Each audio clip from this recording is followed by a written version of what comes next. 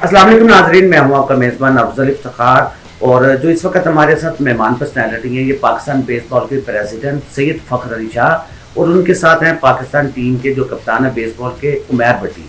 और अगर देखा जाए पाकिस्तान बेसबॉल में जो शुरू करने वाले हैं, इनके जो वालिद थे सैयद खाबर अली शाह साहब, उन्होंने बेसबॉल का जो पाकिस्तान में अगर नाम रोशन करने वाले वही हैं। और फ़खर साहब, आपका बहुत बहुत शुक्रिया, आपने हमारे प्रोग्राम में शिरकत की। Thank you so much for inviting. जी सर, ये बताएं कि पाकिस्तान का जो बेसबॉल पाकिस्तान वो आप किस तरह देखते हैं? मैं समझ रहा हूँ कि ये साउथ एशियन और एशियन कंट्रीज़ के अंदर सबसे ज़्यादा जो ग्रोइंग गेम है वो बेसबॉल है, जिसका मुंह बोलता सबूत ये है कि 7 कंट्री ने पार्टिसिपेट किया लास्ट वीक जो वेस्ट एशिया कप, और इसमें इंडिया, श्रीलंका, नेपाल, फ़लस्तीन ये टीमें आई।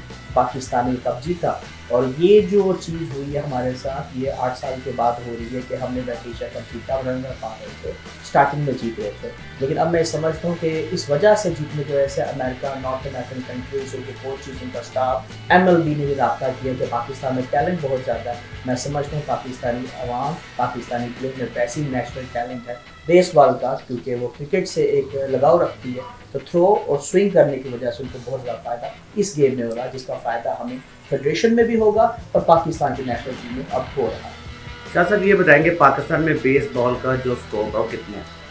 देखिए, इस 92 में जब ये ओलंपिक गेम बनी है तो मेरे वालिद साहब ने कहा क्यों ना ये गेम पाकिस्तान में होनी चाहिए, ताकि पाकिस्तानी बच्चा भी इस टीम के अंदर आए और वर्ल्ड के अंदर अपना पार्टिसिपेट कर सके, एशियन चैम्पियनशिप, वर्ल्ड चैम्पियनशिप के अंदर। वो चीज़ हमारी पिछले 7-8 सालों में पूरी हुई कि हम world baseball classic America Brooklyn 2016 में खेलने गए। उसके बाद हम पनामा में गए लास्ट ईयर, और ये एशियन चैम्पियनशिप और एशियन गेम्स में जा रहे हैं, तो स्कोप हमारा बढ़ना शुरू हो गया है। अनफॉर्चुनेटली पाकिस्तान में बकाया गेम भी डिक्लाइन होगी, क्योंकि यहाँ पर स्टेबिलिटी नहीं है एक कॉर्पोरेट सेक्टर की, या आप समझ लें कि गवर्नमेंट की वो फैसिलिटी मैसर नहीं। अगर वो हो तो जिस तरह हॉकी में स्टार्टिंग में हमारे नेशनल टैलेंट जो होता था वो ओलंपिक तक पहुँचे, हम समझते हैं कि अब वो दोबारा रुझान आ रहा है। और हमारे जो प्राइम मिनिस्टर साहब हैं, उन्होंने एक अच्छा फैसला किया, डिपार्टमेंट जो गेम थी, चाहे वो क्रिकेट की थी, उसको बहाल किया, लेकिन उसकी वजह से जो दूसरी गेम्स के भी जो बच्चे डिपार्टमेंट्स के अंदर थे उनको उनकी जॉब भी सिक्योर हुई। जब बच्चों को ये पता होगा जो पाकिस्तान में है कि हमारी जॉब सिक्योर है, तो ये गेम्स खेलेंगे। जैसा इंटर यूनिवर्सिटी HSC बहुत अच्छा काम कर रही है कि इंटर यूनिवर्सिटी करा रही है, वुमेन की भी और मेल्स की भी, और उस वजह से UCB university of central Punjab, Punjab universities, superior university, Lahore university, वो बच्चों को 5 से 10 बच्चों को ईच टीम के अंदर स्कॉलरशिप दे रहे हैं, जैसे बेसबॉल भी और बकाया गेम्स भी है। 150 से 300 बच्चा अगर फ्री स्कॉलरशिप में पढ़ेगा तो ऑटोमेटिकली बच्चों पर रुझान पड़ेगा। जो पेरेंट्स का जो बर्डन है 8 से 12 लाख एक डिग्री का, अगर वो नहीं देंगे तो ये गेम भी उठेगी और हमारा स्पोर्ट्समैन एक पढ़ा लिखा बच्चा होगा। अच्छा शाह साहब, ये भी बताएंगे पाकिस्तान में बेसबॉल का कोई ग्राउंड नहीं, बिल्कुल सही। इसकी क्या वजह है? इसकी वजह यही है कि हमारी स्पोर्ट्स पॉलिसी और जो स्पोर्ट्स डिपार्टमेंट के ऊपर हेड्स है उनको तवज्जो देनी चाहिए। तो उनको हम अपनी गेम से, अपने खिलाड़ियों से ही दिखा सकते हैं कि इस गेम को भी करना चाहिए। आप ये देखें कि दुबई में और इंडिया के अंदर बहुत ज़्यादा खेला जा रही है, वो प्रमोट हो रही है, लेकिन हम समझते हैं हमारा ये कैप जो हमने वेस्ट एशिया कप जीता है, इसकी वजह से मैं होप करता हूँ पंजाब की जो स्पोर्ट्स बोर्ड है, इनके पास इतने अदारे हैं, 10 बिलियन है, एटलीस्ट एक शहर के अंदर बेसबॉल ग्राउंड तो कम से कम एक पाकिस्तान में स्टेडियम होना चाहिए। आपके चैनल के थ्रू रिक्वेस्ट भी करूँगा, अगर हमें ये बेसबॉल का ग्राउंड मिल जाए, एक स्टेडियम मिल जाए, जिस तरह क्रिकेट के अंदर आपका पाकिस्तान का नाम रोशन होता है, बकाया गेम्स में होता है, तो baseball we are true ambassador, और हम पाकिस्तान का नाम रोशन करेंगे जिस तरह हम कर रहे हैं। अच्छा शाह साहब, ये बताएं कि ये बना खुद नहीं रहे या इनके पास फंड नहीं है, आपको फंड मिलते नहीं है, क्या वजह? सर, इसमें काफ़ी चीज़ें मैं समझता हूँ एज अ स्पोर्ट्स पर्सन, मैं बोर्न ऑफ स्पोर्ट्स फैमिली, मैंने स्पोर्ट्स एजुकेशन की।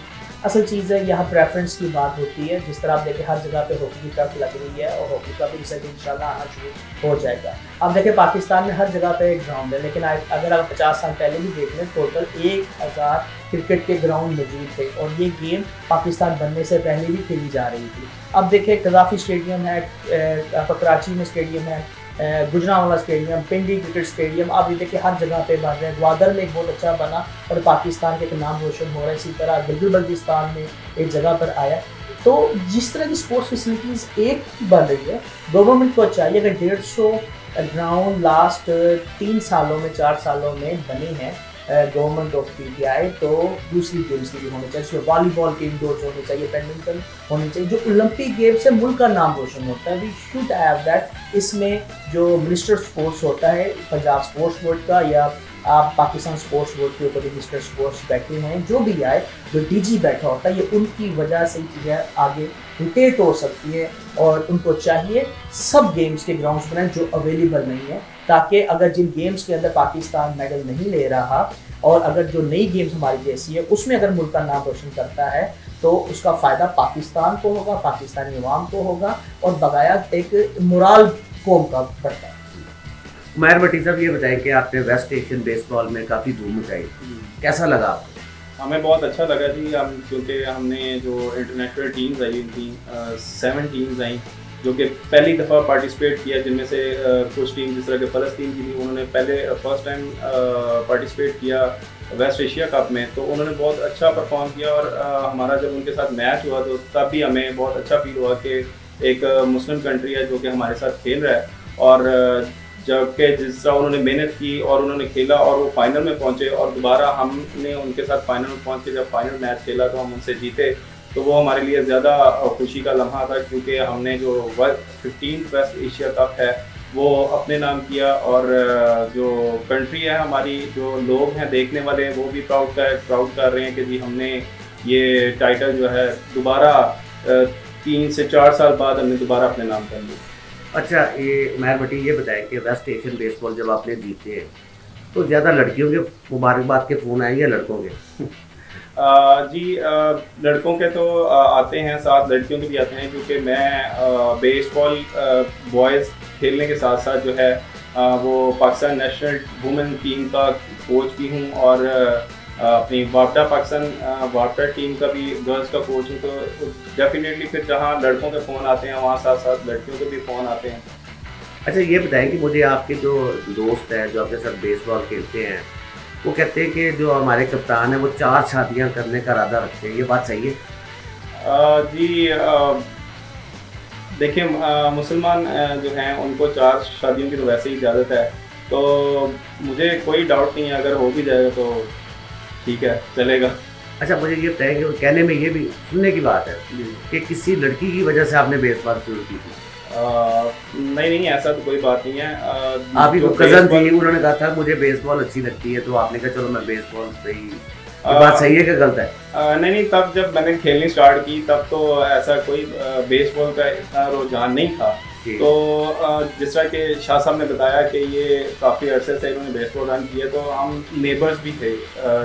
जो सैयद कावर शाह साहब हैं और मेरे वालिद साहब जो वो फ्रेंड दोस्त भी थे, और हम जो है साथ रहते भी थे।